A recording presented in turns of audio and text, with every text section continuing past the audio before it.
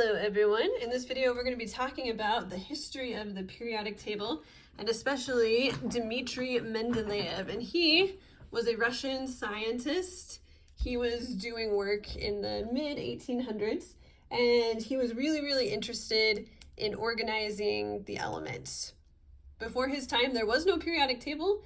A lot of people had tried to come up with an organizational system for all of the elements, but it was actually trickier than you would think. So Mendeleev he stood apart from the crowd because of his organizational system.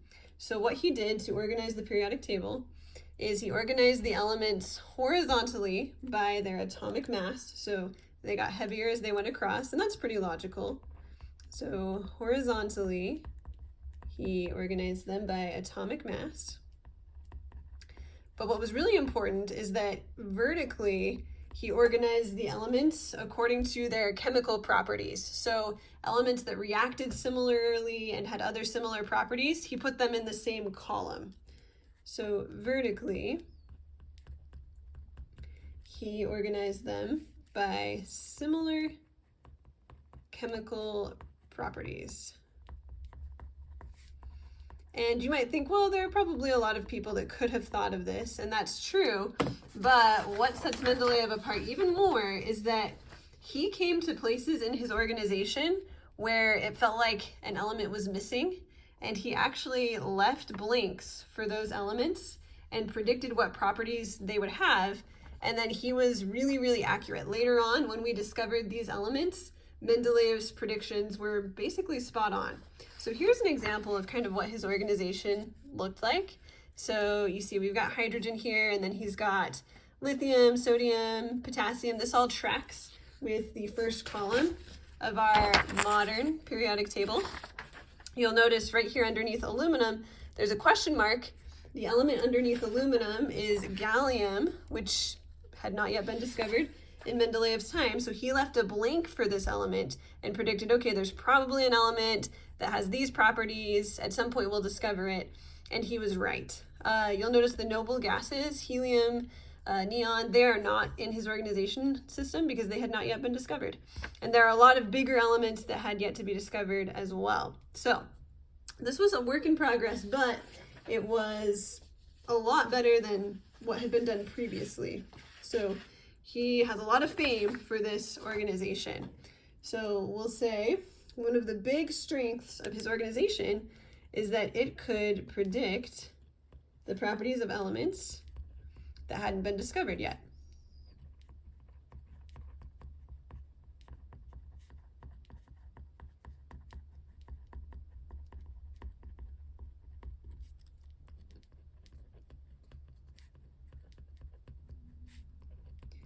And again, this was because he left spaces for those elements and followed the patterns that he was seeing with the elements that he did know about.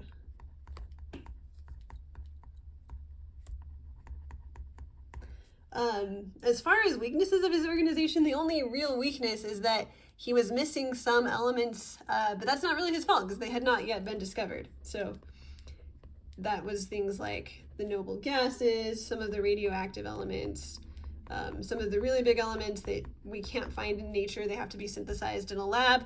Obviously, those were not a part of his organization. A couple of things that happened after Mendeleev. Some new elements were added. So, like I've mentioned already, the noble gases, which are the elements like helium, neon, in that far right column. And then a lot of the radioactive elements were added later. Another change that was made, and this is a subtle one, but it did have an impact on a few elements. We ended up organizing the periodic table by atomic number, which is the number of protons, rather than atomic mass. So the periodic table is now organized by atomic number, not atomic mass. And in most cases, those two organizational systems would be the same, but there is an interesting example of where this does matter, if we look at the atomic mass of argon, it's 39.95. And it makes sense that it comes after chlorine, which is 35.45.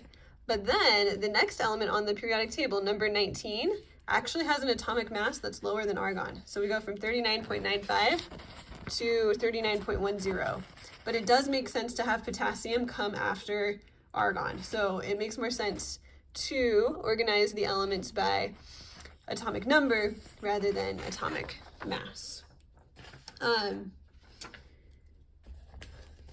Couple other things. We'll come back to periodic law. You need to know what a period is on the periodic table. A period is a horizontal row on the periodic table, and a group or a family is a vertical column on the periodic table. And then periodic law basically just says that as you go across the periodic table, the elements have different properties, and these repeat each row. So like you're gonna have an alkali metal, which is what these elements in this first column are called. So you're gonna have an element like this, and they're gonna have these specific properties, and then when you start another row, those properties are going to repeat. So properties repeat for each row